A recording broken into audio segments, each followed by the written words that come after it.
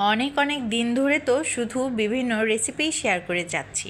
আজকে ভাবলাম একটুখানি না হয় ছুটি নেই, রেসিপি দেখাতে দেখাতে আমিও বোর হয়ে গিয়েছি আর আপনারাও হয়তো দেখতে দেখতে বোর হয়ে গিয়েছেন।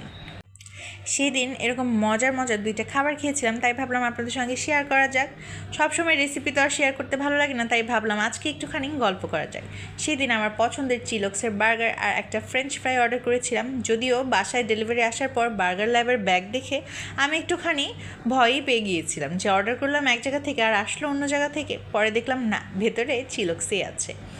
এবারে মজাদার খাবারগুলো বের করতে করতে আপনাদের সাথে আরও একটুখানি কথা বলে ফেলি। আমার তো বার্গার খুবই পছন্দ আর চিলক্সের বার্গার আমার বেশ ভালো লাগে। আপনারা কে কে আছেন আমার দলে অবশ্যই কমেন্ট করে জানিয়ে যেতে পারেন। এছাড়াও আর কোন জায়গার বার্গার আপনাদের কার কার পছন্দ আমাকে অবশ্যই জানিয়ে যাবেন।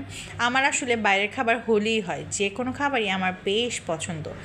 আজকের এই ফ্রেঞ্চ ফ্রাইগুলো খুব একটা মজা ছিল না, কারণ এই ফ্রেঞ্চ ফ্রাইগুলো নেতে গিয়েছিল, একদম নরম হয়ে গিয়েছিল, একটুখানিও ক্রিস্পি ছিল না, তাই জন্য ভালো লাগেনি। তবে এর সাথে আসা মেয়োটা কিন্তু খুব মজা ছিল।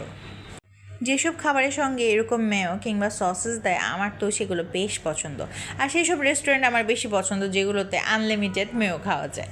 আমার তো ভাই এগুলো খুবই পছন্দ। আপনারা কে কে আমার দলে আছেন অবশ্যই কমেন্ট করে জানিয়ে যাবেন। আমি জানি যদি ওইসব খাওয়া একদমই ঠিক না আর একদম তো হেলদি নাই, কিন্তু মাঝে মাঝে তো আসলে খাওয়াই যায়। আমি তো খাই, এত কিছু কি আর মানা যায়।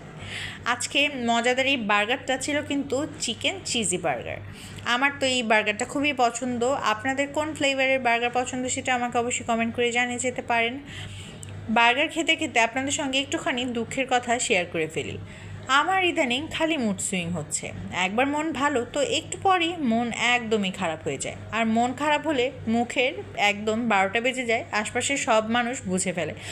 ব্যাপারটা আমার একদম ভালো লাগে না। এই ফ্রেঞ্চ ফ্রাইটা আমি রিকমেন্ড করছি না, কারণ বাসায় আনার পর এত যদি নরম হয়ে যায় তবে তো খেতে একদমই ভালো লাগে না। সেই জন্যে আপনাদের কার কার ফ্রেঞ্চ ফ্রাই পছন্দ সেটা আমাকে অবশ্যই জানিয়ে যেতে পারেন। আর এই মজাদার মেয়োদের ফ্রেঞ্চ ফ্রাইটা খেতে কিন্তু সত্যিই বেশ মজা লাগছিল, ক্রিস্পি না হলেও খেতে খারাপ লাগছিল না তেমন একটা।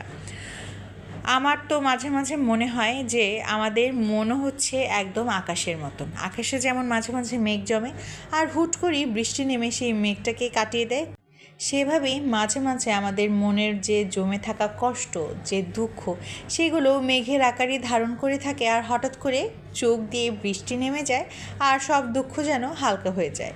আপনাদের কীরকম হয়? যদি হয় তবে আমাকে অবশ্যই কমেন্ট করে জানিয়ে যেতে পারেন। আজ তবে এই পর্যন্তই, সবাই ভালো থাকবেন। আজকে ভিডিওটি দেখার জন্য অনেক অনেক ধন্যবাদ।